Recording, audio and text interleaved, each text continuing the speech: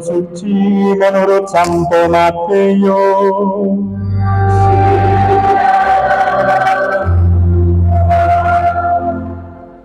Sekali peristiwa, ketika Yesus melihat orang banyak yang mengikutinya, tergeraklah hatinya oleh belas kasihan kepada mereka karena mereka lelah dan terlantar, seperti domba yang tidak mempunyai gembala. Lalu kata Yesus kepada murid-muridnya, tuaian memang banyak, tetapi pekerja sedikit. Karena itu, mintalah kepada Tuhan yang mempunyai tuaian, supaya ia mengirimkan pekerja-pekerja untuk tuaian itu.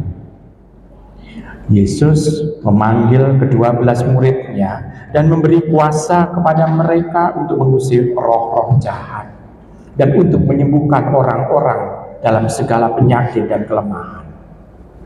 Inilah nama ke-12 rasul itu. Pertama, Simon yang disebut Petrus dan Andreas saudaranya, Yakobus anak Zebedeus dan Yohanes saudaranya, Filipus dan Bartolomeus, Thomas dan Matius, pemungut cukai, Yakobus anak Alfeus dan Tadeus, Simon orang Zelot, dan Yudas Iskariot yang mengkhianati Yesus. Yesus mengutus ke-12 murid itu dan berpesan kepada mereka, janganlah kamu menyimpang ke jalan bangsa lain atau masuk ke dalam kota orang Samaria, melainkan pergilah kepada domba-domba yang hilang dari umat Israel.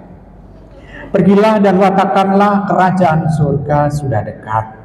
Sembuhkanlah orang sakit, bangkitkanlah orang mati, dan sembuhkanlah orang kusta. Usirlah setan-setan.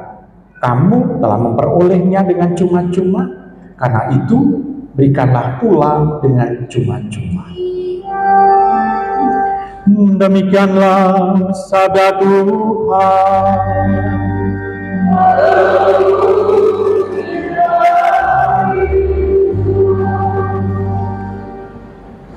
Ibu, Bapak, saudari-saudara yang terkasih, Tuhan dalam Dia melakukan tindakan baik, Dia melakukan tindakan perutusan kepada ke-12 murid atau warta yang Dia wartakan kepada semua orang, pasti melihat situasi yang ada.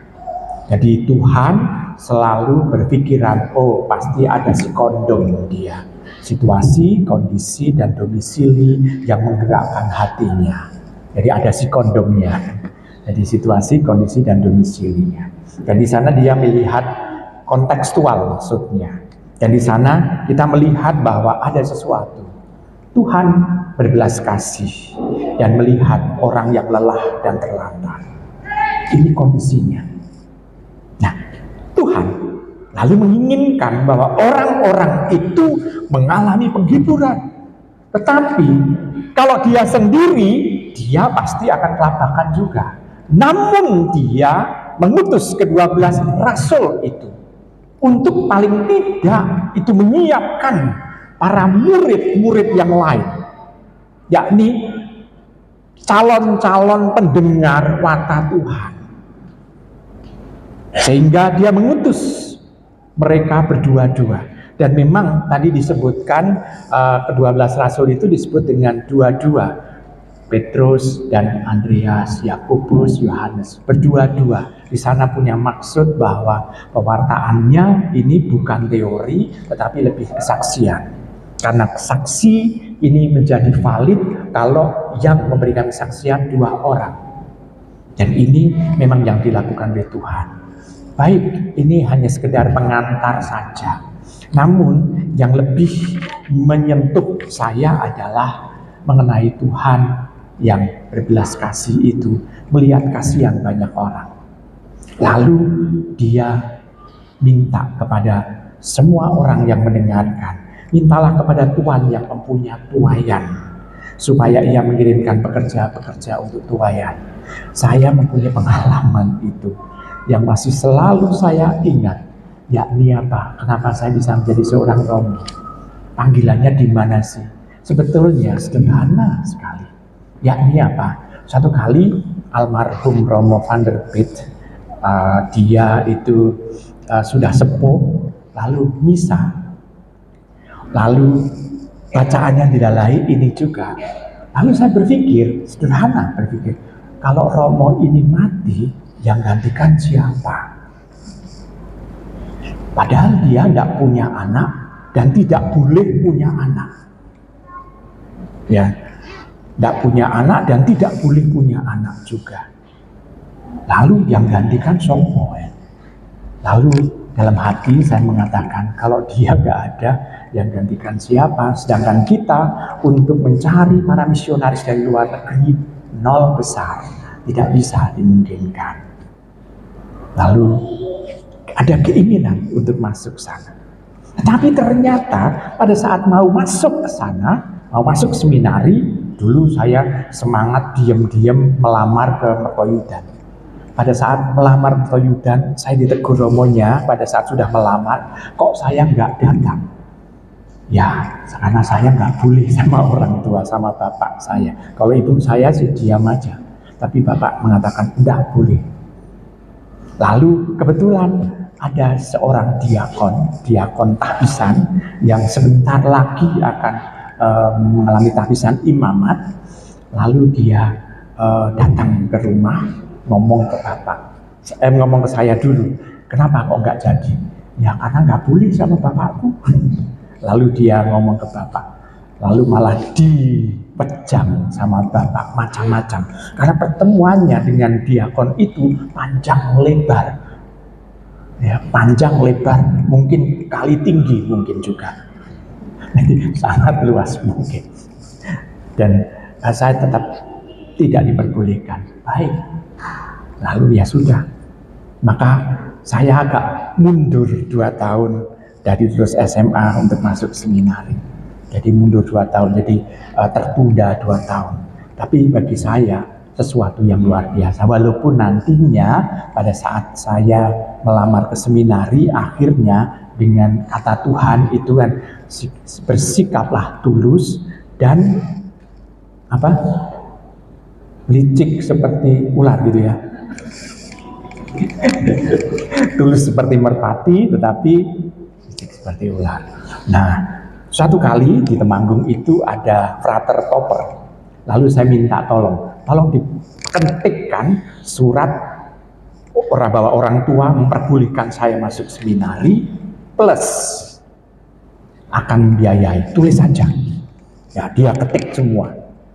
Dan akhirnya karena pada suatu kali saya menyelipkan surat itu di berkas yang harus ditandatangani bapak saya. Ada setumpuk kecil surat yang harus ditandatangani dan saya selipkan di tengah-tengah. Dan bapak saya secara tidak sadar tidak membaca tulisan itu dan menandatangani. Licik memang. Dan akhirnya surat tanda tangan ada dan itu saya pakai untuk melamar ke seminari MSF. Nah, kebetulan bacaannya ini itu menjadi bacaan favorit dari pendiri kongregasi MSF yang dipakai untuk mendirikan kongregasi. Bagi saya merasakan kok cocok ya, pas ya, karena yang pertama kali mengingatkan saya untuk panggilan ke sana adalah bacaan itu dan sekaligus situasi konteks romonya sudah tua. Dan memang diterima. Tapi konsekuensinya juga harus saya tanggung. Selama saya di seminari, Bertinianum, di novisiat, dan di mana-mana, tidak pernah dikunjungi bapak saya. Tapi juga tidak apa-apa, karena saya yakin bahwa saya punya Bapa yang lain, yakni Bapa di surga. Penghiburan bagi saya untuk itu. Nah, ibu bapak, saudari-saudara yang terkasih, oke. Ini sesuatu yang bagi saya sangat menarik, yakni apa?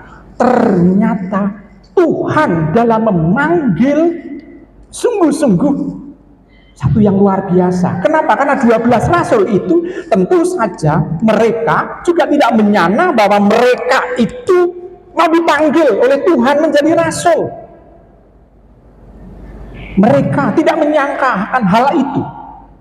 Tetapi mereka konsekuen akan tugas itu, dan mereka dengan segala kelemahan yang mereka punya, mereka berusaha untuk mewartakannya. Ini 12 rasul itu. Nah, sekarang ini pun juga mendorong bagi saya untuk insya Allah saya bisa mampu untuk mewartakan Tuhan juga. Sehingga kalau ditanya mengenai Romo Muhammad kok bisa jadi Romo itu gimana? Saya tidak pernah mau untuk menjawab. Kenapa? Karena sebagai imam saya hanya boleh mewartakan Tuhan Yesus, bukan mewartakan diri saya. Maka saya tidak pernah yaitu cerita mengenai hal itu. Tetapi yang jelas dalam mewartakan Tuhan itu, dengan saya menggunakan nama itu, ini sudah menjadi pewartaan. Sopo aku, siapa saya? Dengan seperti itu, tanpa orang bertanya, orang sudah mendengar mungkin cerita macam-macam. Dan itu saya biarkan aja. Kenapa? Ya biar aja lah. Walaupun itu beberapa kali kan viral ada di YouTube mengenai nama, ada Romo namanya Muhammad. Dan ingat, bukan hanya saya yang namanya Muhammad yang menjadi imam. Teman Yesuit yang sudah sepuh itu ada Avoi Muhammad. Dia seorang India kebetulan. Dan dia kata teman Romo yang Yesuit juga, dia mengatakan bahwa Romo ini, Avoi Muhammad ini mengajar Islamologi dulu di Toronto, karena mungkin sudah sepuh, mungkin sudah meninggal.